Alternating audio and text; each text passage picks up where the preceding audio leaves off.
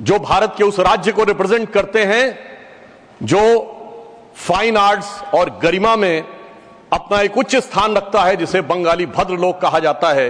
परंतु आज उस इनिशिएशन के साथ मुझे लगता है उस भद्रता के साथ जो क्रूर मजाक हुआ है उसके ऊपर बात करते हुए मैं पीड़ा के साथ अपना निवेदन प्रारंभ करता हूं। आज हम गृह मंत्रालय के विषय में चर्चा के लिए एकत्र हुए हैं और हमारी सरकार 26 मई 2014 को आने के बाद गृह मंत्रालय की टोन एंड टेनर में क्या परिवर्तन आया, इसे मैं सिर्फ दो वानगी में बताना चाहता हूं।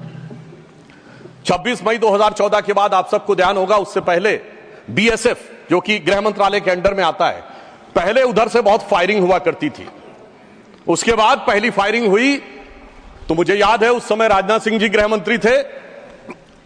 यहां पे खबर आया कि साहब वहां से कहा जाता था फायरिंग हो तो सिर्फ व्हाइट फ्लैग दिखाना है।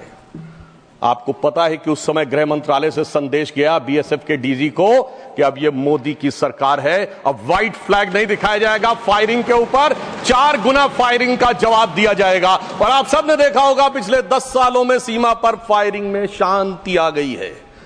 दूसरा उदाहरण देना चाहता हूं, जब हमारी सरकार आई 26 मई 2014 को, उस समय अभी आईबी का उल्लेख हुआ जो गृह मंत्रालय में आती है, इंटेलिजेंस ब्यूरो, उसके चीफ श्री आसिफ इब्राहिम थे जो कांग्रेस पार्टी के शासनकाल में आईबी चीफ बने थे। वैसे तो हम किसी भी अफसर को धर्म जाति के आधार पर नहीं देखते, पर उस समय इस बात का प्रचार किया गया था कि देखिए एक मुस्लिम अधिकारी को आईबी का चीफ बनाया गया। परंतु आज तक का भारत का इतिहास है, जब कोई सरकार बदलती है तो आईबी चीफ 1 महीने से ज्यादा नहीं रहता है। परंतु श्री नरेंद्र मोदी जी की सरकार में श्री आसिफ इब्राहिम का 8 महीने का कार्यकाल था और उन्होंने उसे 8 महीने का कार्यकाल पूरा किया। याद रखना चाहिए कि मोदी जी के कार्यकाल का पहला आईबी चीफ मुस्लिम समाज से था। यह दर्शाता है कि हम समाज के वर्गों को डर पैदा करके साथ में नहीं लेना चाहते, विश्वास पैदा करके साथ में लेना चाहते हैं। आज हमारे गृह मंत्री आदरणीय अमित शाह जी गुजरात का प्रतिनिधित्व करते हैं, प्रधानमंत्री जी उत्तर प्रदेश से प्रतिनिधित्व करते हैं। सभापति जी, यह संयोग भारत के इतिहास में 3 बार बना है। पहली बार जब सरदार पटेल गुजरात से थे और पंडित नेहरू उत्तर प्रदेश से थे तो स्वतंत्रता का काल था। दूसरी बार लाल कृष्ण आडवाणी जी गृह मंत्री थे और अटल बिहारी वाजपेयी जी उत्तर प्रदेश से थे, तब भारत ने 21वीं सदी में प्रवेश किया था। आज जब अमित शाह जी गुजरात से हैं और मोदी जी यूपी से हैं तो भारत ने अमृत काल में प्रवेश किया है। अर्थात मैं कह सकता हूं काल के कपाल पर, भारत के भाल पर कुछ तो नया होने वाला है और कुछ ना कुछ तो नया हुआ है, उसे आज समझने की जरूरत।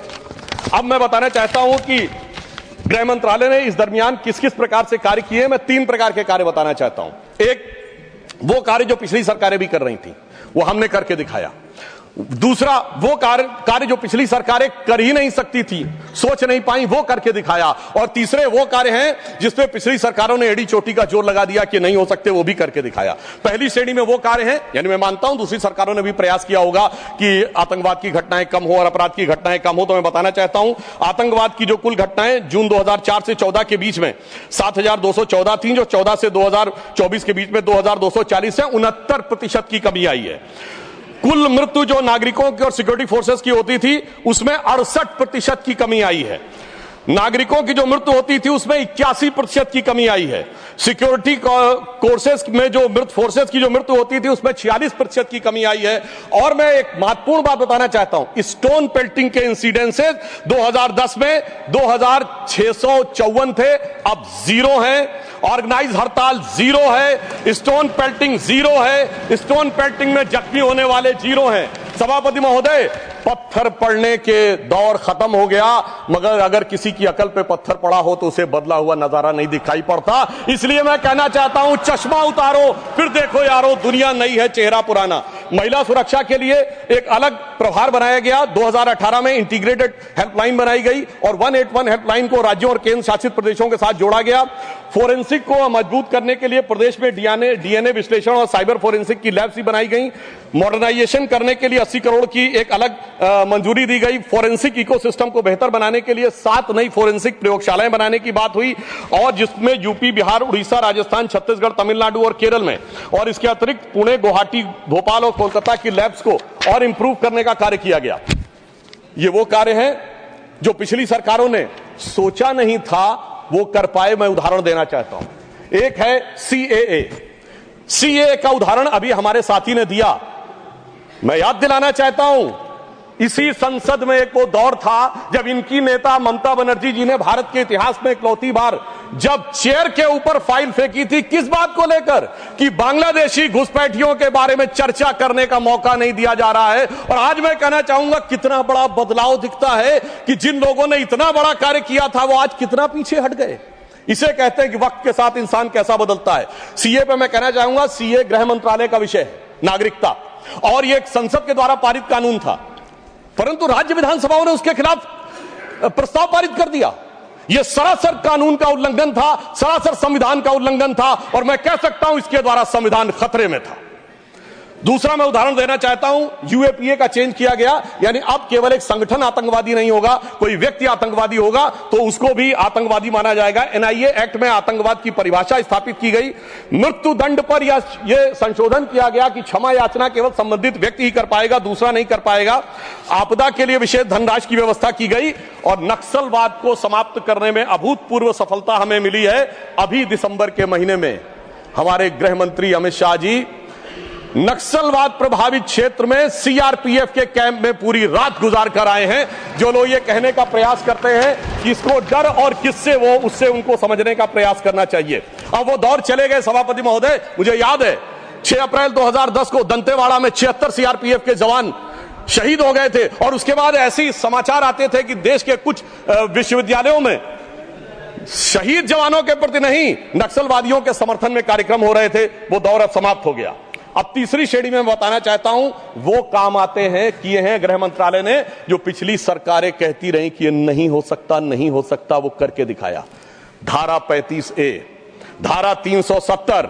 मैं कह सकता हूं जब सरदार पटेल गृह मंत्री थे, राज्यों का महकमा उनके पास था, वो कश्मीर की कसक जो रह गई थी, वो कसक अगर आज समाप्त हुई है तो अगस्त 2019 में अमित शाह जी के शासनकाल में वह समाप्त हुई है। मैं कहना चाहता हूं, श्यामा प्रसाद मुखर्जी जी ने पहला बलिदान दिया था रावी के तट पर 26 जनवरी 1930 को। कांग्रेस के लाहौर अधिवेशन में स्वराज्य की शपथ ली गई थी, पर वो शपथ अधूरी रह गई थी। तो सरदार पटेल के दिल में कसक थी, श्यामा प्रसाद मुखर्जी जी का बलिदान था, और अटल जी के दिल में वेदना थी। उन्होंने कहा था 15 अगस्त का दिन कहता आजादी अभी अधूरी है, सपने सच होने बाकी हैं, रावी की शपथ न पूरी है। परंतु वो शपथ किसने पूर्ण की? प्रधानमंत्री श्री नरेंद्र मोदी जी के नेतृत्व में हमारे वर्तमान गृह मंत्री श्री अमित शाह जी ने उसको पूरा किया। और इसी के साथ मैं एक पंक्ति में कहना चाहूंगा, इतना बड़ा परिवर्तन भारत के इतिहास में आया कि अपनी सरकार की तरफ से और प्रधानमंत्री जी की तरफ से कि दर्द की रात गई, गम के जमाने भी गए, और मोदी जी के हिम्मत से कई दाग पुराने भी गए। इसके अलावा जो कश्मीर में बड़ा परिवर्तन आया, मैं एक उदाहरण बताना चाहता हूं। अभी हमारे साथी ने डर का उल्लेख किया, तो मैं बताना चाहता हूं 10 सितंबर 2024 को भारत के पूर्व गृह मंत्री सुशील कुमार शिंदे जी का बयान था कि मैं गृह मंत्री के रूप में जाता था तो डल लेक में मैं गृह मंत्री के रूप में होता था, और डर के मारे उनकी क्या हालत होती थी, वह शब्द संसदीय नहीं है। तो मैं अपनी स्वरचित पंक्ति में कहना चाहूंगा, हमारे साथी सब समझ जाएंगे कि लहूलुहान थी घाटी और झेलम डरी हुई थी, खामोशियां रातों की दिन में भरी हुई थी, और दहशत का था वो आलम कि डल लेक घूमने में गृह मंत्री के पग के नीचे धरती फटी हुई थी। और आप समझिए आज हमारी स्थिति यह है कि हमारे गृह मंत्री वो हैं जिनको देखकर आतंकवादियों की छाती फटने लगती है, और आतंकवाद के समर्थन करने वालों के छाती में दर्द होने लगता है। सभापति जी, मैं कहना चाहता हूं